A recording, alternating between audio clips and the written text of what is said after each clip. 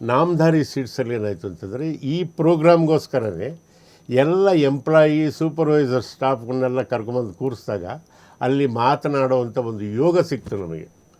ಆವಾಗ ಹಿಂಗೆ ಅಂತ ಸರಿಯಾಗಿ ಅವರಿಗೆ ಮನಸ್ಸಿಗೆ ತಟ್ಟು ಹಾಗೆ ವಿಷಯವನ್ನು ಹೇಳಿದ ತಕ್ಷಣ ಅವರೇನಾದರೂ ಕೊಡೋದಕ್ಕೆಲ್ಲ ಸಿದ್ಧವಾದರು.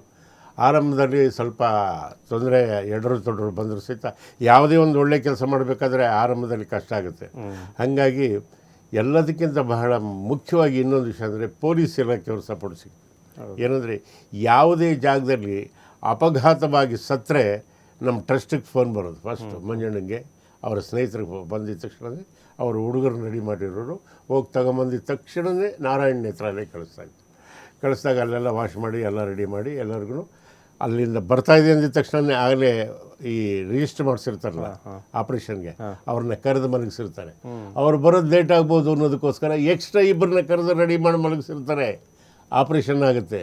ಹಾಗಾಗಿ ತುಳಸಿದಾಸರು ಒಂದು ಮಾತು ಹೇಳ್ತಾರೆ, ಜೋ ಜಾರೆ ತನು ಹೋ ಜಾಯ್ ಭಸ್ಮ ಗುರಿ ಕಾಯಿ ಕ್ರಿಮಿಕೀಟ ಕಾಯಿ. ಸಂಸ್ಕೃತದಲ್ಲಿ ಹೇಳ್ತಾರೆ, ಅದು ನನಗೆ ಪೂರ್ತಿ ಬರೋಲ್ಲ, ಅದು ಒಂದು ನಾಟಕ ಡೈಲಾಗು ಹೇಳ್ತಾ ಇದ್ದೀನಿ. ಈ ಮನುಷ್ಯನಿಗೆ ವ್ಯಾಮೋಹ ಅನ್ನೋದನ್ನು ಬಿಟ್ಬಿಡಬೇಕು ಅಂತ ಅವರು ಹೇಳ್ತಾರೆ. ಏನು ಹೇಳ್ತಾರೆ ಅಂದರೆ, ಹೂತ್ರೆ ಒಂದಡಿ ಮಣ್ಣಾಗುತ್ತೆ, ಸುಟ್ಟರೆ ಒಂದಡಿ ಬೂದಿ ಆಗುತ್ತೆ. ಈ ದೇಹದ ಮೇಲೆ ಬದುಕಿದ್ದಂಗೆ ಉಪಕಾರ ಆಗಬೇಕು, ಇನ್ನೊಬ್ಬನಿಗೆ ಬದುಕಿರೋವನಿಗೆ ಉಪಕಾರ ಆಗಬೇಕು. ಆ ದೃಷ್ಟಿಲಿ ಯೋಚನೆ ಮಾಡಿದ ಏಕೈಕ ಮಹಾನುಭಾವ ಅಂದರೆ ಡಾಕ್ಟರ್ ರಾಜ್ಕುಮಾರ್. ನನ್ನ ನಂತರನೂ ದೃಷ್ಟಿ ಇನ್ನೊಬ್ಬನಿಗೆ ಸಿಗಲಿ ಅಂತ ಯೋಚನೆ ಮಾಡಿದ್ರಲ್ಲ, ಹಾಗಾಗಿ ಅವರು ನಮಗೆ ದೇವ್ರ ಸಮಾನ ಆಗ್ತಾರೆ.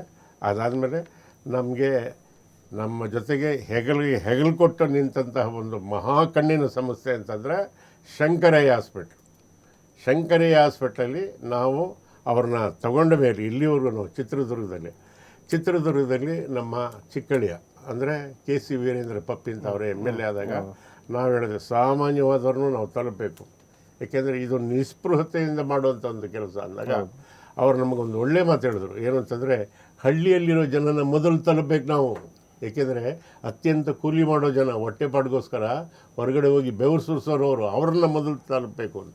ಆವಾಗ ನಾವು 22 ಪಂಚಾಯಿತಿ ಬರುತ್ತೆ. 22 ಪಂಚಾಯಿತಿ ಒಳಗೆ ಒಂದು ಪಂಚಾಯಿತಿಗೆ 6 ರಿಂದ 7 ಹಳ್ಳಿಗಳು ಬರ್ತವೆ. ಆ ಹಳ್ಳಿಯವರಿಗೆಲ್ಲ ಹತ್ತಿರ ಆಗುವಂಥ ಜಾಗದಲ್ಲಿ ನಾವು ಶಾಮಿಯಾನಗಳನ್ನು ಹಾಕ್ಕೊಂಡು ಕುಡಿಯೋ ನೀರಿನ ವ್ಯವಸ್ಥೆ ಮಾಡಿದ್ವಿ. ಅಲ್ಲಿಂದ ಶಂಕರಯ್ಯ ಹಾಸ್ಪಿಟ್ಲವರು ಕನ್ನಡಕ ಎಷ್ಟು ಬೇಕು, ಆಪ್ರೇಷನ್ ಇಷ್ಟು, ಅವತ್ತೇ ಕರ್ಕೊಂಡೋಗಿ ಮನೆಗಿಂತಲೂ ಸರಿಯಾಗಿ ಚೆನ್ನಾಗಿ ನೋಡಿಕೊಂಡು ಅವ್ರನ್ನ ಬಡವರು ಶ್ರೀಮಂತರು ಅನ್ನೋ ಭೇದ ಭಾವ ಇದ್ದಂಗೆ ಚೆನ್ನಾಗಿ ನೋಡಿಕೊಂಡು ಆಪ್ರೇಷನ್ ಮಾಡಿಸಿ ಅಷ್ಟೇ ಸುರಕ್ಷಿತವಾಗಿ ಅವ್ರ ಪಂಚಾಯತಿಗೆ ಕರ್ಕೊಂಬಂದುಬಿಡ್ತೀವಿ. ಈಗ 22 ಪಂಚಾಯತಿ ಮುಗಿಸಿದ್ದಾಯಿತು. ಈಗ ಚಿತ್ರದುರ್ಗ ನಗರಕ್ಕೆ ಬಂದಿದ್ದೀವಿ. 16 ಅಲ್ಲೂ 22 ವಾರ್ಡ್ಗಳಿದ್ದಾವೆ. 16 ವಾರ್ಡನ್ನು ಮುಗಿಸ್ಬಿಟ್ಟಿದ್ದೀವಿ ಆಗಲೇ. ಇಲ್ಲಿವರೆಗೂ 16,000 ಚಿಲ್ಲರೆ ಕಣ್ಣನ್ನು ನಾವು ಟೆಸ್ಟ್ ಮಾಡಿದ್ದೀವಿ. 16,000 ಚಿಲ್ಲರೆ, 8,119 ಕನ್ನಡಕಗಳನ್ನು ವಿತರಣೆ ಮಾಡಿದ್ದೀವಿ. 6,328 ಆಪ್ರೇಷನ್ ಮಾಡಿ ಸಕ್ಸಸ್ ಆಗಿದ್ದೀವಿ. ಇದು ನಾವು ಮಾಡಿದ್ದೀವಿ ಅನ್ನೋದಕ್ಕಿಂತನೂ ನಮಗೆ ದಾರಿದೀಪ ಹಾಕಿಕೊಟ್ಟ ಕನ್ನಡದ ಹಿರಿಯಣ್ಣ, ನನ್ನಣ್ಣ ಡಾಕ್ಟರ್ ರಾಜ್ಕುಮಾರ್ ಅಣ್ಣ, ಮುತ್ತಣ್ಣ, ಅವ್ರಿಗೆ ಸಲ್ಲಬೇಕು ಅಂತ ನಾನು ಅತ್ಯಂತ ಖುಷಿಯಿಂದ ಹೇಳಿದೆ.